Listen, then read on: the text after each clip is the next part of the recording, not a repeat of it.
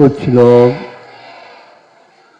भ्रांत है, कुछ लोग भ्रांति फैलाते हैं और जो भ्रांति फैलाते हैं वे सारे एक प्रकार से आगम से विपरीत चल रहे हैं।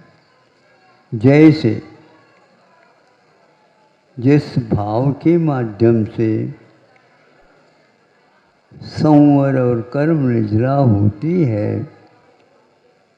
उसी भाव से बंद नहीं हो सकता, यह उनका कहना है।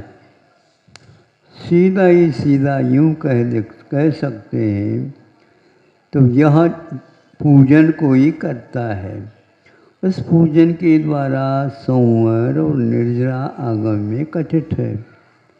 तो उनका क्या कहना है, जिन भावों के द्वारा संवर और निर्जरा होती है वो भाव तो हमारे लिए ठीक है, वो धार्मिक है, किंतु उसी भाव से बंद होना तो गलत बात है। ये उनका भ्रम है।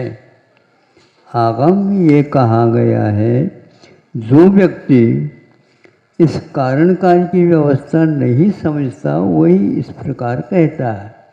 उदाहरण ये दिया गया है वन्यवत, अग्नि के समान। कैसे?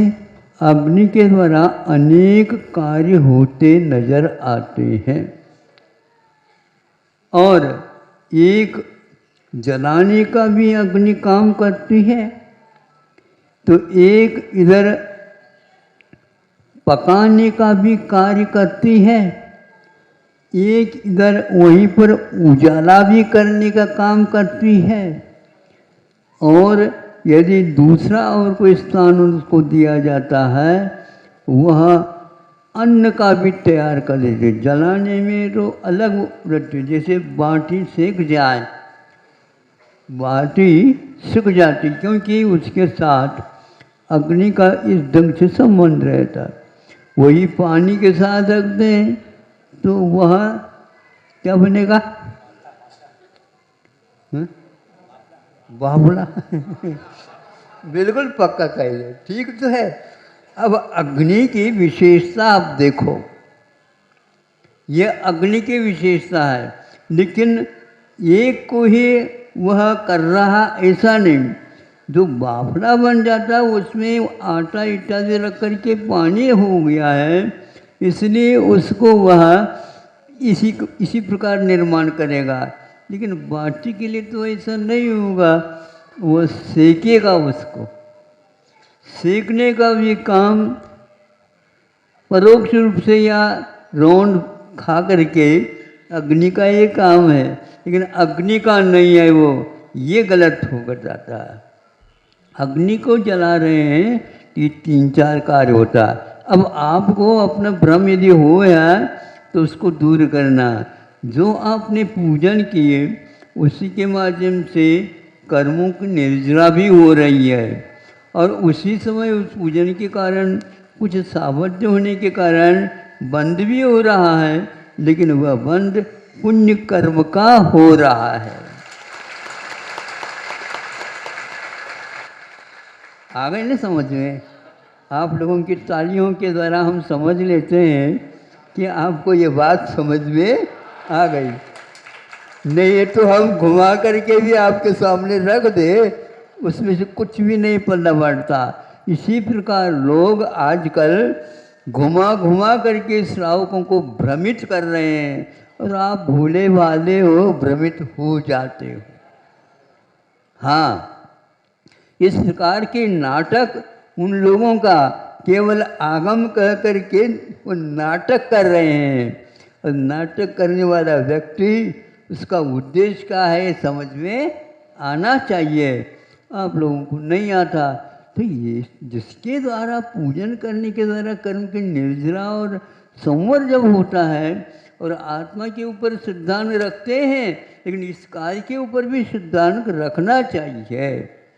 उनको यह पसंद नहीं आता, ये जैसे वो चित्त परमेश्वर अब कुछ ही समय के बाद बनने वाले हैं। अब यह असिद्ध है, आगम विरुद्ध है और यह भ्रम का फैलाव है और कुछ भी नहीं है।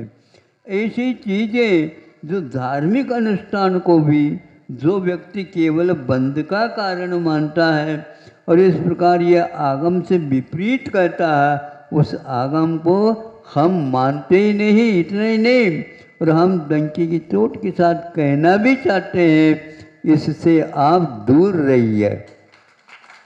जिस व्यक्ति के माध्यम से भ्रम पैदा होता है उस व्यक्ति से ही दूर नहीं रहिए, उसकी छाया भी नहीं पड़ना चाहिए,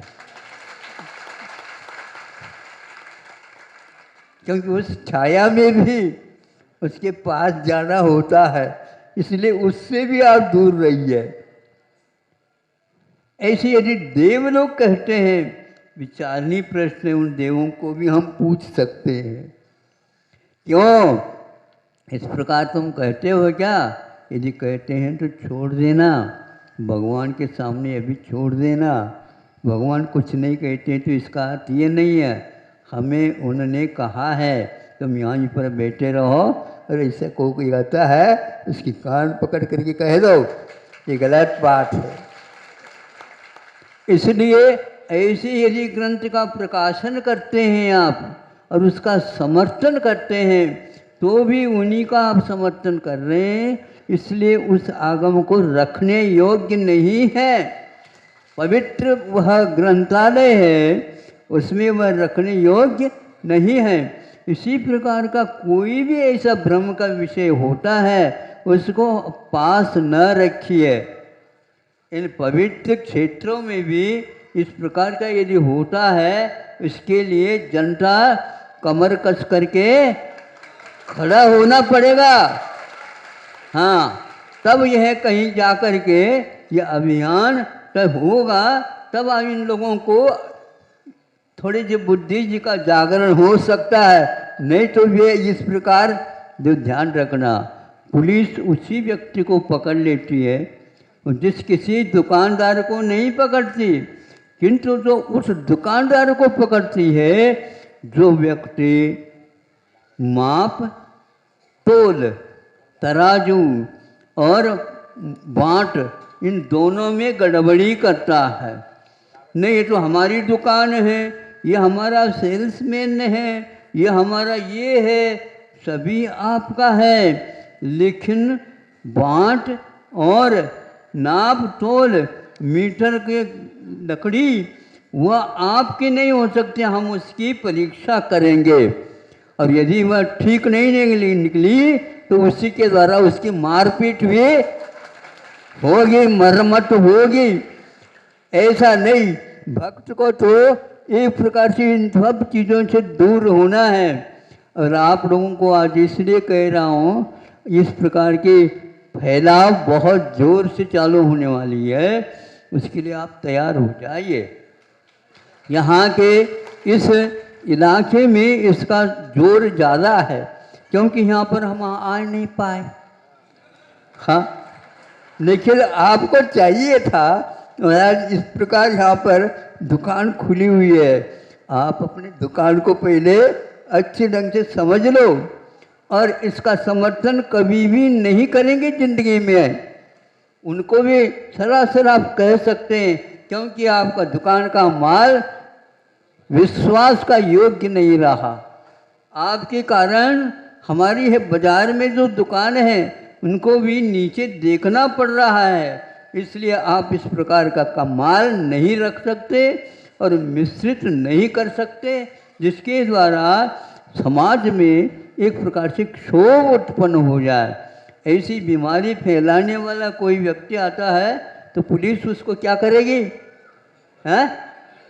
बिना पूछे पिटाई करेगी, पिड़ाई करेगी, कहाँ ये पता तक नहीं लगेगा। ध्यान रखना, कोई जमानत नहीं, क्योंकि जिसके पीछे सारी सारी जनता हैरान है। हाँ, इसलिए कोई इस प्रकार का काम करता है तो अब वह चलेगा नहीं। हमने इन लोगों को, सब लोगों को कह रखा है कि आप इसमें किसी प्रकार से गरीबी नहीं अपनाओ। हाँ, इससे जो है हानि होती है, जो व्यक्ति इस प्रकार के बारे में कुछ कहता नहीं तो उसको कुछ न कुछ तो मिलता होगा, या तो डर है उसको। आचार्य ने उमास्वामी महाराज ने कहा सत्य के डंके के लिए क्या होता है, तब बचना चाहिए। क्रोधस्य त्यागम, लोभस्य प्रत्याख्यानम और हास्यस्य प्रत्याख्यानम। इस प्रकार इनका प्रत्याख्यान में त्याग करना चाहिए। जो सत्य बोलना चाहता है उसको हंसी मजाक नहीं करना चाहिए, क्रोध नहीं करना चाहिए, लोभ नहीं करना चाहिए और किसी से डरना भी नहीं चाहिए। और ये ध्यान रखना, आगम के अनुसार धर्म की बात कर देना चाहिए। ये दो व्यक्ति धर्म की बात को छुपाना चाहता है तो उमास्वामी महाराज जी कहते हैं उनसे डरियो और ऐसे डर करके न भगियो, किंतु उसको भगा दीजिए। और कहाँ तक, उसको कह देना इस प्रांत में तुम रह नहीं सको। वहाँ पर भी ऐसा काम करता है तो उस प्रांत वालों को भी कह देना चाहिए तुम यहाँ पर रखो नहीं उसको, नहीं तो हम आपको भी सोचेंगे। बात समझ में आ रही कि नहीं? हाँ, जो व्यक्ति इधर होता उधर होता है उसके लिए भी यही न्याय है। भैया तुम्हारा क्या मत है, बताओ, तुम्हारा किस मत के हो आप, किस्मत के हो क्या नहीं? तुम्हारा यदि किस्मत बिगड़ता है तो हम उसको भी हम ठीक कर देंगे। हाँ, इसलिए हम इससे अब किसी प्रकार से रखेंगे नहीं। किसी के लिए दया करते हैं इसका अर्थ ये नहीं है हम उसके पोषक हैं। पोषक तो हैं लेकिन शोषण भी अनिवार्य है, शोषण भी अनिवार्य है। यदि दूध को ओटना चाहते हो तो उस पानी से आप दोस्ती नहीं रखिए, पानी को कह दीजिए अब तुम्हारा राज यहाँ पर नहीं चलने वाला है। लेकिन ज़्यादा भी अग्नि नहीं लगाना चाहिए क्योंकि उससे हमारा कलाकंद जो बनने वाला है वह जल जाएगा। समझते हो क्या नहीं? इसलिए आगम को सुरक्षित रखो और उस सुरक्षा में जो लगे हुए हैं उनको भी अच्छे ढंग से समझो, ये करो, फिर इसके उपरांत कह दो अब आ जाओ, क्या करना चाहता कर ले। अनवीच भाषणम च पंच, आगम के अनुसार बोलना चाहिए। जो व्यक्ति आगम को तोड़ मरोड़ कर देता है वह किसी भी प्रकार से समाज में मिल करके रहने का अधिकारी नहीं है, क्योंकि एक भी पान यदि सड़ जाता है तो गिर्द गिर्द के पानों के ऊपर 1-2 घंटे में ही दाग आने लग जाते हैं। समझ में आ रही कि नहीं बात मेरी? हाँ, ये हिंदी में मैं बोल रहा हूँ, मराठी ये तो नहीं मला। हाँ, आप मराठी वाले हिंदी सीख ले तो बहुत अच्छा है, भारत का और कल्याण हो जाएगा। एक ऐसी भाषा भी सीखना चाहिए जो पूरे पूरे भारत के लिए प्रतिनिधित्व करता हो। हम इसी सिद्धांत के समर्थक हैं। बाकी जितने भी हैं हमें किसी से कोई मतलब न लोभ है न क्रोध है न ही और कोई विशेष बात है। हम तो अनवीच आगम के अनुसार चलने वाले व्यक्ति हैं। ये जिंदगी नश्वर है लेकिन जब तक जो है बजाना है ठोक ठोक करके बजाओ, लेकिन वाद्य को कभी फाड़ो नहीं समझे? वाद्य को उससे बोल निकालो, उसमें अनमोल बोल निकलते हैं, नहीं तो आप बजाने के लायक नहीं और उन बोलों को समझने के भी अधिकारी नहीं है। हमने तो आज आप लोगों के सामने खुल करके कहा है। हाँ, और ध्यान रखना बहुत जल्दी जल्दी इसके बारे में आपको उत्तर देना पड़ेगा। हाँ, नहीं तो इधर आने का क्या मतलब होता है हमारा। हाँ, एक बात सीमा तक तो होनी चाहिए। सीमा यदि पार होने लग जाए, तुम बताओ तुम उस राज्य के हैं कि तुम इस राज्य के हो। हाँ, ये पहले पक्का कर लो। सीमा रेखा के ऊपर ही प्राय करके ऊधम होती रहती है, लेकिन ये ध्यान रख लो अब ऊधम के ज़माना निकल चुके हैं। भारत भी धीरे धीरे बदल रहा है। अब इंडिया नहीं रहने वाली है, समझे। अहिंसा परमो धर्म की यदि आप लोगों का उपयोग हो जाए, लग जाए, तो उससे भी बहुत काम हो सकता है।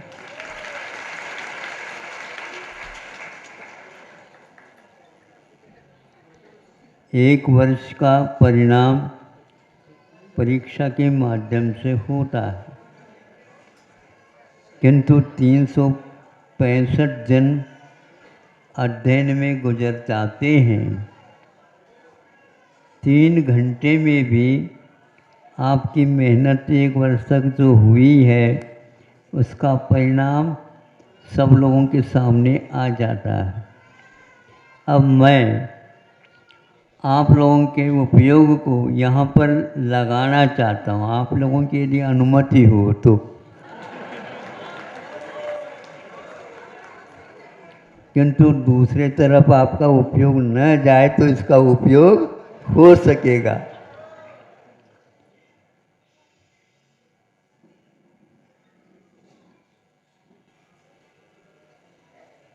ये आप भोजन करते हैं, जिसको उपभोग बोलते हैं, भोग बोलते हैं। आचार्य कुंदकुंद कहते हैं सम्यक दृष्टि का भोग असंख्यात गुणी कर्म निजरा का कारण है। और योग ध्यान साधना जित्यादि हैं, क्योंकि ये शरीराश्रित होने के कारण उसको वो जड़ की क्रिया कहते हैं। अब हमें ये सोचना है यदि भोजन भोग कर्म की निर्जरा के लिए कारण है तो भोजन क्यों छोड़ो। जितनी एक बार भोजन करने में जितनी कर्म की निर्जरा हो गई, और जितनी बार आप भोजन करेंगे उससे असंख्यात गुणी होती रहेगी। तो आपको क्या इष्ट लगता है ये? ध्यान अध्ययन त्याग तपस्या आदि जड़ की क्रिया घोषित करने वाले कई लोग आपके बीच में बैठे हैं। आपको उसका भी ध्यान रखना है। वो यदि इस प्रकार मान लेते हैं तो आप मानने के लिए तैयार हैं।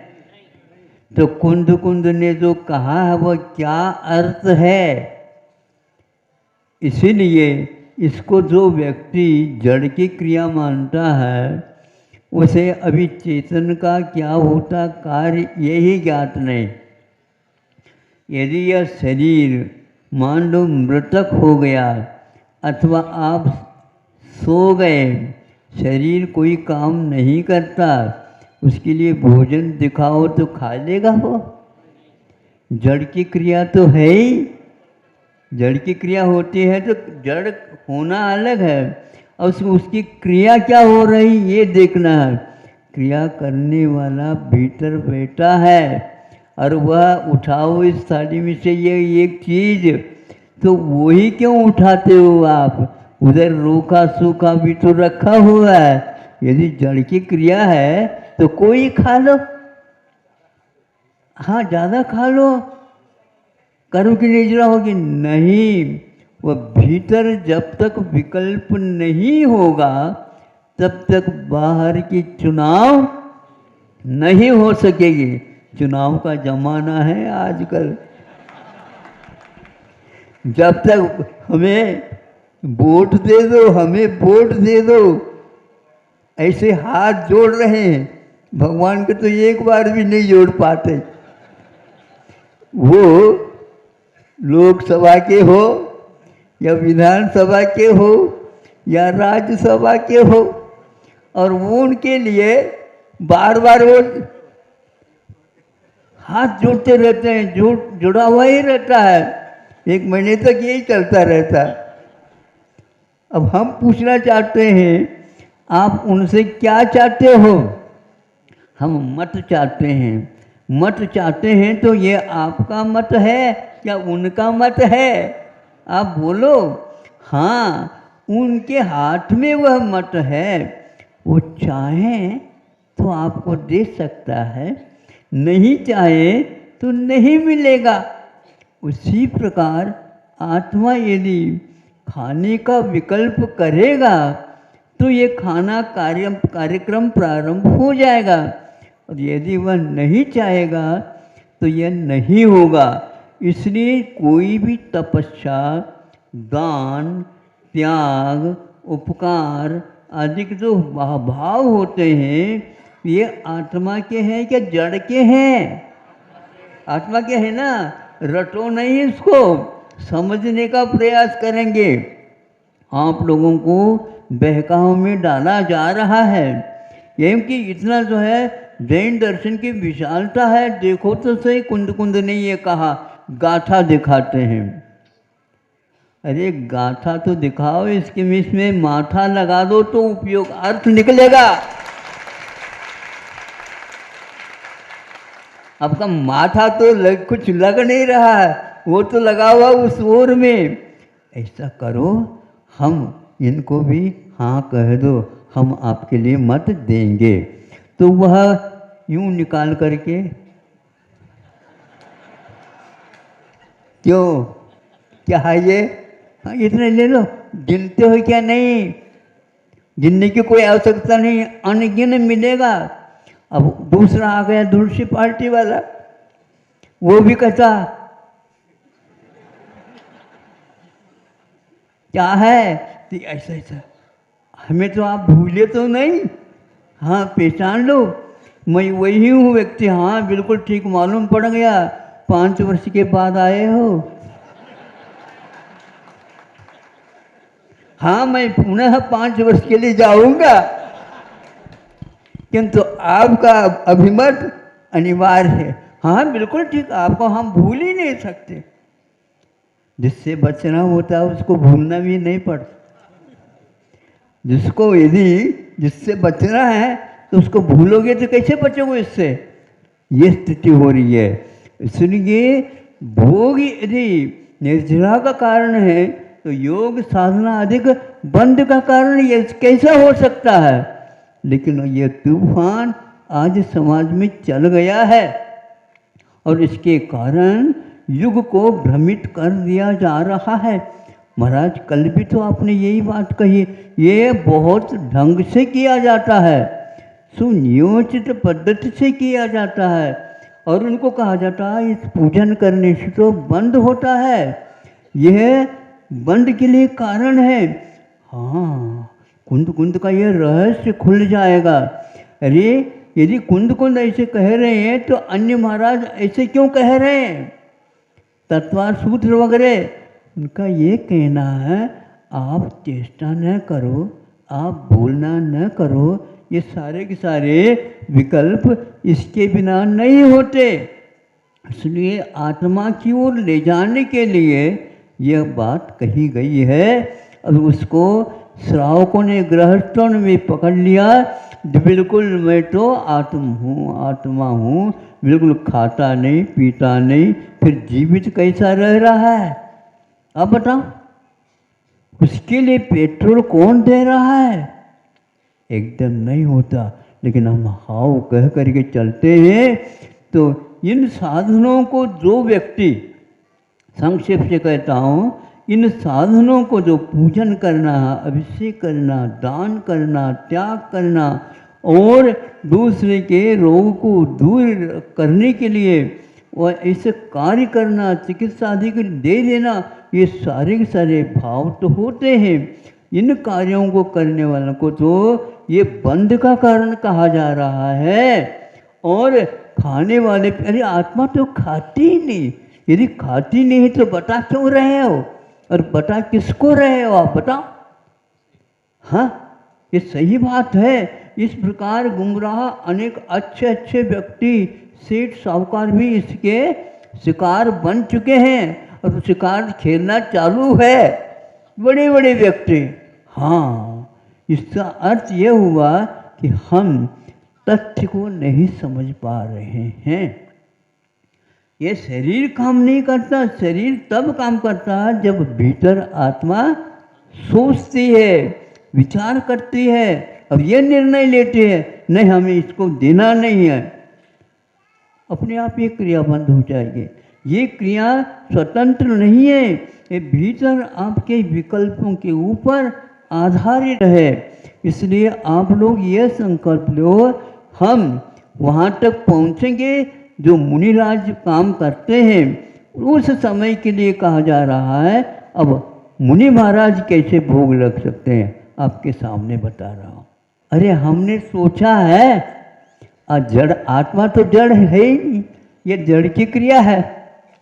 तो नमक कम बढ़ जाए तो आत्मा को क्रोध क्यों हो रहा है, ये हमें उत्तर देना पहले। किंतु मुनि महाराज राग द्वेष के बिना भोजन करते हैं, उनकी असंख्यात गुणी कर्म की निर्जरा के लिए कारण है। और आप शरीर को पुष्ट करने के लिए, जिह्वा को संतुष्ट करने के लिए और इस प्रकार के भोजन करते हो बनवा बनवा कर, ये तो पाप की क्रिया है, पाप की जड़ की क्रिया नहीं है, ये तो पाप की क्रिया है। इसका फल अलग मिलेगा। इसलिए ये हवा लग रही है, आप लोग कोट पहने हैं, ऊपर से जैकेट पहनाए हैं, ऊपर से यहाँ स्क्राफ बंदी है, क्या क्या करते हो आप लोग बताओ। भीतर अलग है, बाहर अलग है। यूँ होने के उपरांत भी आज तो सर्दी ज़्यादा लग रही है। मुनि महाराज बैठे हैं शिला के ऊपर, शीत लहर चल रही है, वो महसूस कर रहे हैं, लेकिन यह शरीर के लिए कर रही है। मेरे इसके माध्यम से यदि काम होता है, असंख्यात गुणी कर्म निद्रा हो रही है।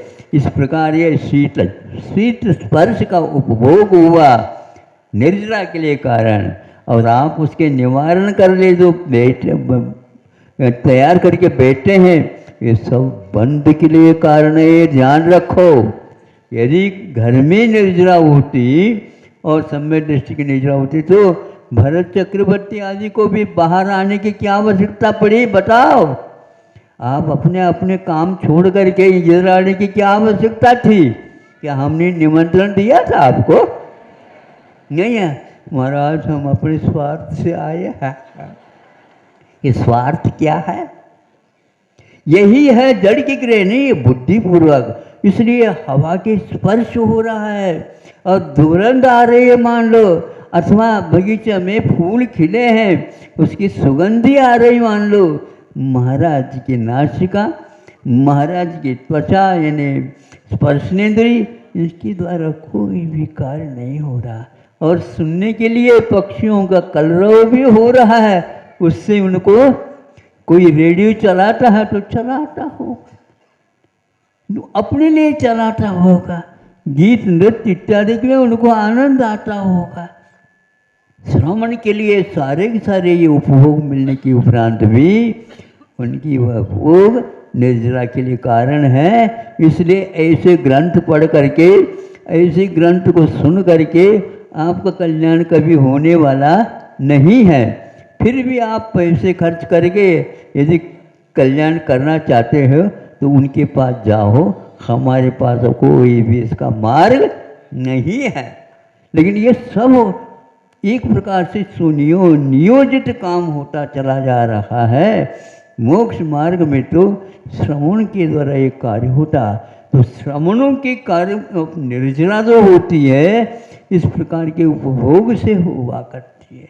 इसलिए उनको कहा है कि तुम राग द्वेष नहीं करो, लेकिन आपको राग द्वेष किए बिना रहा नहीं जाता तो कोई बात नहीं, लेकिन उसमें एक सीमा बांधो और उसमें क्वांटिटी और क्वालिटी दोनों का मेंटेनेंस करो। और यदि निर्जरा करना चाहते हो तो कर सकते हो, लेकिन ये ध्यान रखना यहाँ बंद के लिए भी कारण हो सकता होता है, क्योंकि आप उपभोग कर रहे हैं, बुद्धिपूर्वक कर रहे हैं, लेकिन जो नीचे के गुणस्थान है, भाव है, उनकी अपेक्षा से इसको निर्जरा भी हो रही है और इसके लिए बंद भी हो रहा है। बंद यदि हो रहा है, शुभ बंद हो रहा है, और दूसरा यदि और दूसरा बंद हो रहा है, वो पाप का बंद हो रहा है जो विषयों की अपेक्षा से रखता है। इस प्रकार हमारे आचार्यों ने पात्र के अनुसार उपदेश दिया है, उस पात्र को यदि बदल दिया जाए तो कभी भी उससे उपयोग नहीं होने वाला है। संक्षेप से इतना कहना था। अब सुनने के लिए तो आप सुन तो गए हैं, लेकिन भीतर मन में क्या भाव है उसी का परिणाम निकलेगा, लेकिन वह परिणाम सुधर जाए इस अपेक्षा से ये उदाहरण दिया गया है। यह अपने ऊपर उपयोग नहीं करना, किंतु सीमा को लेकर के अपने जीवा इंद्रिय के ऊपर नियंत्रण करने के लिए यदि आप प्रयास करते हैं तो आपके वह प्रयास निश्चित रूप से कर्म निर्जरा के लिए कारण होंगे। क्योंकि आपने उपवास ले लिया, मैं आज कुछ भी भोजन नहीं करूँगा, तो ये उपवास करते हुए भी रसोई घर में मेहमान लोग आए हैं तो उनको भी बना करके हमें खिलाना होगा, किंतु वो सारे मिष्टान को खिलाते हुए आप नहीं खाते हैं, क्योंकि आपने उसका त्याग किया। इसलिए जो व्यक्ति रागपूर्वक नहीं बुद्धिपूर्वक उस राग का त्याग किया भोजन का, तो उसको बंध संबंधी नहीं होगा, भले ही वह सुबह से लेकर के शाम तक रसोई के घर में भी है।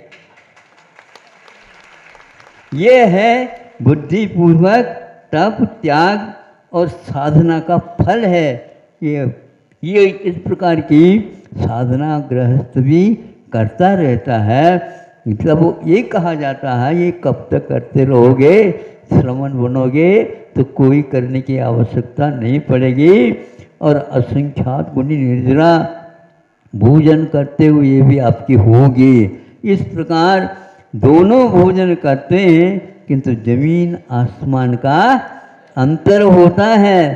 तो आप यदि निर्जरा कर रही है तो कुंद को तो ये चाहिए था कि आप लोगों के लिए भी कोई नमस्तु कर दे, ने कहते नहीं, ऐसे अविरतियों की वंदना, दर्शन और उनकी सेवा 3 काल में मत करो, किंतु जो भुलाता नहीं है वहाँ पर जा कर के विनय अनुनय करो, हमारे लिए भी कुछ प्रसाद मिल जाए।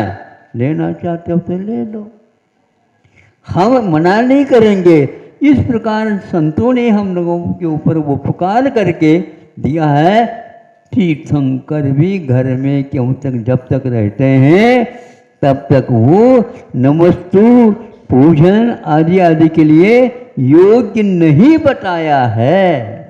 इसलिए आपको समझना चाहिए कि जो व्यक्ति राग का त्याग नहीं किया, पंचेंद्रिय कोई विषयों का त्याग नहीं किया, वह व्यक्ति किसी प्रकार से इन पूजन आदि के योग्य नहीं है, ऐसा कुंद ने कहा है। और कुंद के हवाला ले करके कई व्यक्ति इसका दुरुपयोग कर रहे हैं, उससे आप लोग बचेंगे, यही आपसे कहना है। और यदि मान लो आपको कटुक लग गया तो कोई बात नहीं, दवाई तो कड़वी ही होती है, मीठी नहीं होती।